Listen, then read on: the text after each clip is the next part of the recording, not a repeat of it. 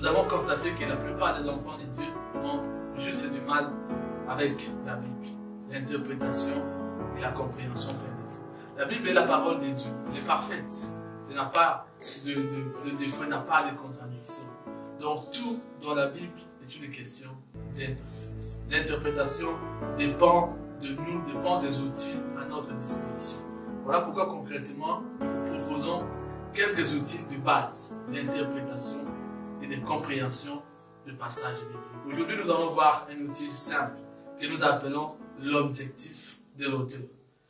Dans Jean 20, 30 et 31, nous voyons l'apôtre nous dire que les récits qu'il a écrits, il a sélectionné pour pouvoir nous montrer que tout ce que Christ a fait, que nous avons la vie en Jésus-Christ. Donc tout ce qu'il a écrit avec un objectif précis.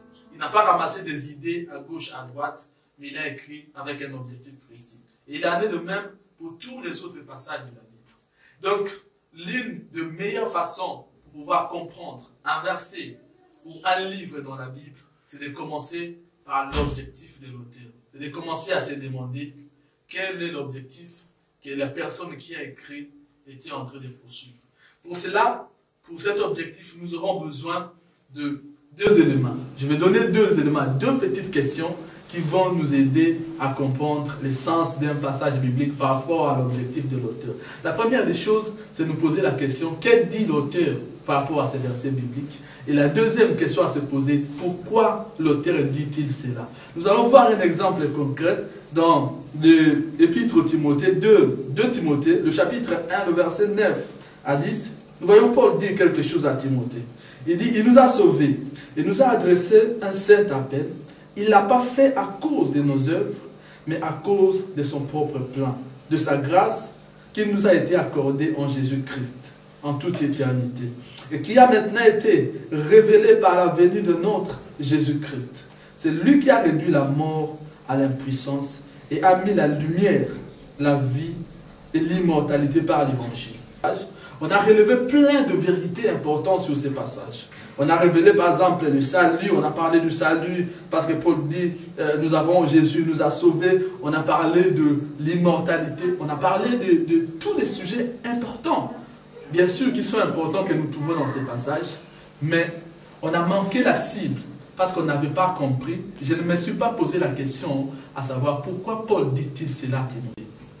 Donc ici, Paul est en train de s'adresser à Timothée, mais ce verset semble un peu verrouillé. Mais si nous comprenons le contexte global de l'épître de Paul à Timothée, et nous allons comprendre de quoi Paul est en train de parler. Il est juste en train de s'adresser à Timothée en lui disant de tenir ferme dans son évangile. Sachant que là où Timothée servait comme serviteur, il y avait de faux prophètes, il y avait de faux apôtres, il y avait de faux docteurs qui se sont introduits. Donc Paul veut le fortifier. Paul veut le dire, Timothée, tiens bien dans cet évangile. Il veut le dire, souffre. Parce que moi, je suis en prison. Je suis prêt à mourir. Mais toi aussi, sois prêt. Sois prêt à souffrir. Sois prêt à mourir. Timothée, Christ est mort pour nous. Christ est mort pour cela. Donc nous voyons qu'il est en train de le fortifier, de l'encourager à continuer et surtout à... Un contre-exemple dans Romains chapitre 8, le verset 1er. Nous allons voir, la Bible nous dit ceci. Il n'y a donc maintenant aucune condamnation pour ceux qui sont en Jésus-Christ, qui ne vivent pas conformément à leur nature propre, mais conformément à l'esprit.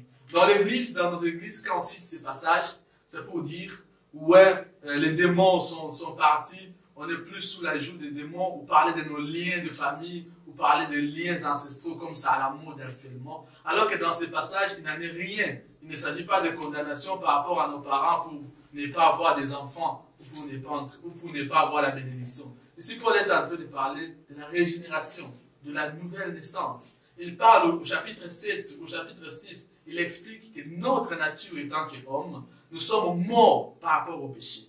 Et donc, nous sommes plus par nous, parce que nous sommes morts. Nos corps ont été crucifiés avec Jésus. Et nous sommes ressuscités spirituellement avec lui.